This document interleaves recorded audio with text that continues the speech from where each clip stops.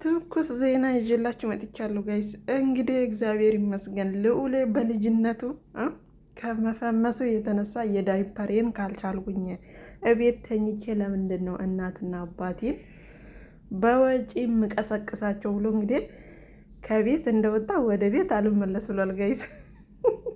የኔ ጌታ የኔ አንበሳ ልዑልዬ ሲያሳዝን ግን እስማ ወልድ አያምሩም። በእናታችሁ የምር በጣም ነው እኔ ያማረኝ ልዑልዬ አባቱን መሳይ ቁጭ ቁጭ ቁጭ በቃ ጋይዝ።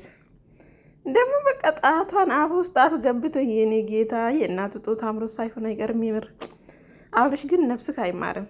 የምሬን ነው። ይስቃል እንዴ ጥርስህ ይርገፋልልም። ሆይ አሳዝንም ልዑል የኔ አባት። ወይ ምን አስቦ ነው ግን አብርሽ ይዞት ጂም ቤት ገብቶ? ኧረ ተው ተው አብርሽ፣ ኧረ ተው። ገና 6 ወር እንኳን በቅጡ ያልሞላ ህፃን ይዘህ አሁን ጂም ቤት ስትሄድ እንደ ትንሽ ወይኔ ጋይስ፣ እኔ ተሰቃይ ቆኩለት ጌታን ነው የምላችሁና የኔ ጌታ ልዑልዬ። እንግዲህ ሩታዬ ይሄን ቪዲዮ እንግዲህ ልዑሌ ከወሰደች በኋላ ነው የተለቀቀው።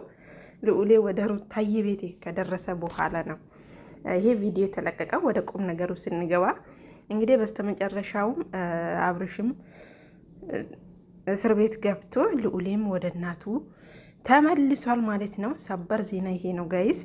ልዑሌ እንግዲህ እግር አውጥቶ ጎረመስኩ እናቴ ተይኝ ከአባቴ ጋር ዘና ፈታ ልበል ብሎ ጂም ገብቶ እንግዲህ በግድ ተመለሰ ወደ ቤት ጋይስ። እንግዲህ ለምንድን ነው ተኝቼ ወጪ ማስወጣሽ? የዳይፐሬን ልቻልበት በቃ ጊዜው የኛ ነው አለ እኮ ልዑሌ ጋይዝ አለ። የምሬን ነው ብላችሁ የኔ አባት አሳዝንም። ግን ጌታም በጣም ነው የሚያሳዝነው ህፃኑ ማለት ነው። የሆነ ዱንቡሽ ያለ ማለት ነው። ወይኔ ሩታዬ ትዕግስቱን ይስጥሽ። ይህን ዱንቡሽ የሆነ ልጁ ለቀን ነው 3 ቀን ነጥቆሽ አብረሽ ጾምሽን አሳደረሽ እና ጋይስ በስተመጨረሻም ሩታዬ ልጇን ወሰደች። አብርሽም እንግዲህ ቪዲዮን ዛሬ ነው የለቀቀው።